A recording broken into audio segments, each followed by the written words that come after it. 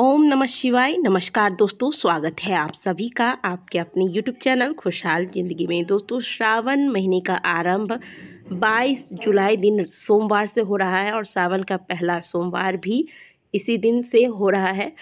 और इस बार हमें पूरे 5 सोमवार के व्रत भी प्राप्त होने वाले हैं। इस वीडियो में हम आपके साथ शेयर करेंगे कि पूरे श्रावण के महीने में प्रतिदिन आप पार्थिव शिवलिंग का निर्माण करके पूजन किस विधि से करें। बहुत ही सरल सी विधि आज के वीडियो में आपके साथ शेयर करने वाली हूँ। इस वीडियो को अंत तक जरूर देखिएगा।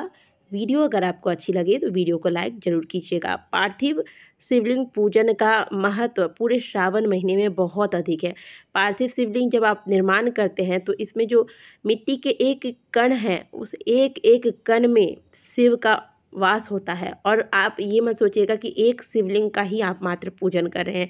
इस एक एक कण में शिवलिंग का स्वरूप विराजमान होता है, इसीलिए बहुत ज़्यादा महत्व है पार्थिव पूजन का। तो प्रतिदिन पार्थिव शिवलिंग बनाकर पूजन अवश्य करें। प्रतिदिन नहीं कर सकते हैं तो कम से कम प्रत्येक सोमवार को करें। आप पार्थिव शिवलिंग के लिए जो मिट्टी लेंगे वह आप किसी पवित्र नदी के तट से मिट्टी ले लें, या फिर सबसे अच्छा होगा कि बेल वृक्ष के नीचे की मिट्टी ले लें। और इस मिट्टी में आप गाय का शुद्ध घी, थोड़ा सा शहद और थोड़ा सा गंगा जल मिलाकर सुंदर से इस मिट्टी को तैयार कर लेंगे, जैसा कि आप स्क्रीन पर देख रहे हैं। एक बेलपत्र लेंगे। जिस पात्र में आप शिवलिंग निर्माण करेंगे वह पात्र आप देख लीजिएगा कि पानी उसमें ठहरा हुआ ना हो, नहीं तो वह जल से शिवलिंग जो है वो बिखर सकता है, टूट सकता है। तो इस प्रकार का एक थाली ले लीजिएगा, जिससे कि जल आप चढ़ाएंगे तो चारों तरफ से वह जल फैल जाएगा, बीच में ठहरेगा नहीं। बेलपत्र रखेंगे। सबसे पहले बेलपत्र के चिकने वाले हिस्से के ऊपर से हम शिवलिंग का निर्माण करेंगे। जब भी शिवलिंग बनाएं तो उत्तर दिशा की ओर मुँह करके बैठेंगे। बार बार उठना नहीं है। मन ही मन ओम नमः शिवाय का उच्चारण आपको करते रहना है। जो आप शिवलिंग बनाएंगे वह आपके अंगूठे के बराबर साइज का हो। बहुत ज़्यादा शिवलिंग बड़ा नहीं बनाना है आपको। अब बहुत से स्थानों पर बेलपत्र आसानी से नहीं मिल पाते हैं, तो किसी तरह से सोमवार के दिन तो मिल भी जाए, लेकिन प्रतिदिन नहीं मिल पाते हैं। तो ऐसे में आप ये ना सोचें कि बिना बेलपत्र के शिवलिंग नहीं बना सकते हैं। बिना बेलपत्र के भी आप शिवलिंग का निर्माण कर सकते हैं। तो सबसे पहले इस प्रकार से हम जलाधारी का हिस्सा बना लेंगे। और आप ये ना सोचें कि जो हम शिवलिंग बना रहे हैं अच्छा से बनाना नहीं आता हमें।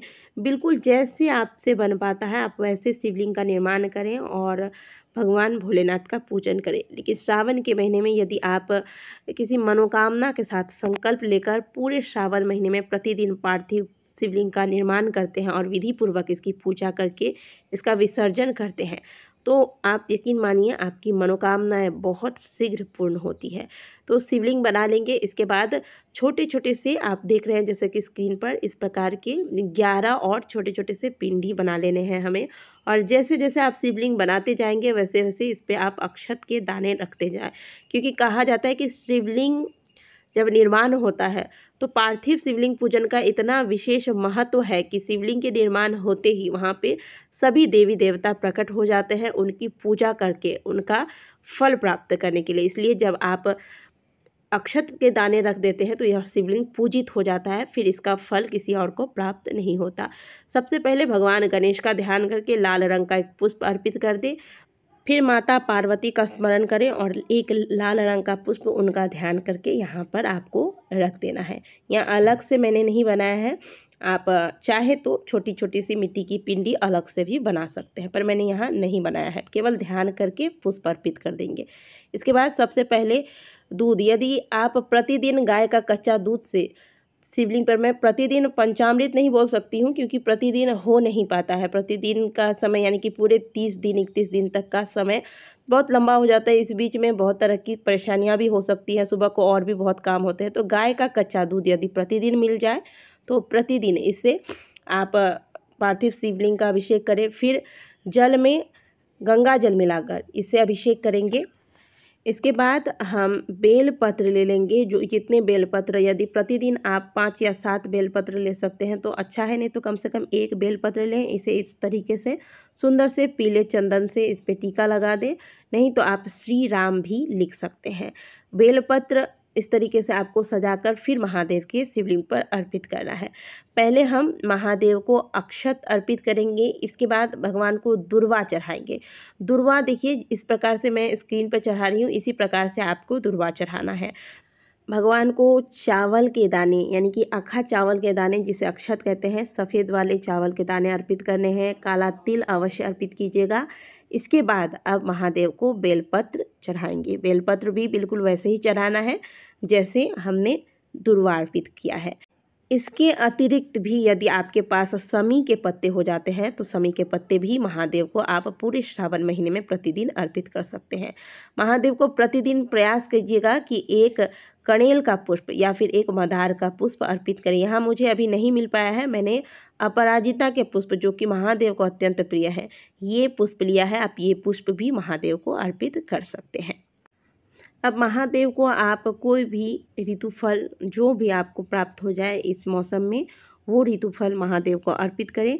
फल अर्पित करने के पश्चात इसके बाद महादेव के समक्ष धूप दीप इत्यादि अर्पित करें और आप जो भी मंत्र का जाप करना चाहते हैं, ओम नमः शिवाय या श्री शिवाय नमस्तुभ्यम, जिस भी मंत्र का जाप करना चाहते हैं रुद्राक्ष की माला ले लें और यहाँ बैठकर महादेव के उन मंत्रों का जाप करें। शिव चालीसा का पाठ करें, शिव तांडव स्तोत्र का भी पाठ कर सकते हैं अथवा शिव पंचाक्षर स्तोत्र का पाठ कर सकते हैं।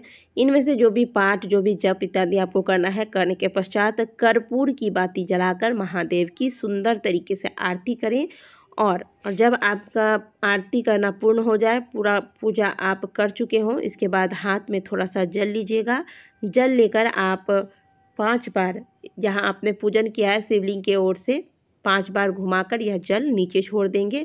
इसका मतलब आप जो आपने पूजन किया है इसका विसर्जन कर रहे हैं। इसके बाद आप आपके घर के आसपास यदि बहती हुई नदी है तो वहाँ जाकर विसर्जन कर दें, नहीं तो एक बड़ा सा पात्र लें, गमला लें, इसमें जल भर लें, थोड़ा सा गंगा जल डाल दें ताकि जल शुद्ध हो जाए। इसके बाद जो आपने शिवलिंग का निर्माण किया है इसका विसर्जन कर दें।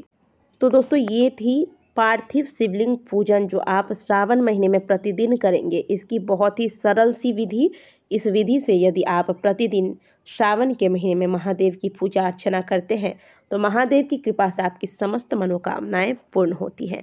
वीडियो अगर आपको अच्छी लगी हो तो वीडियो को लाइक ज़रूर कीजिएगा। कमेंट बॉक्स में हर हर महादेव अवश्य लिखिएगा।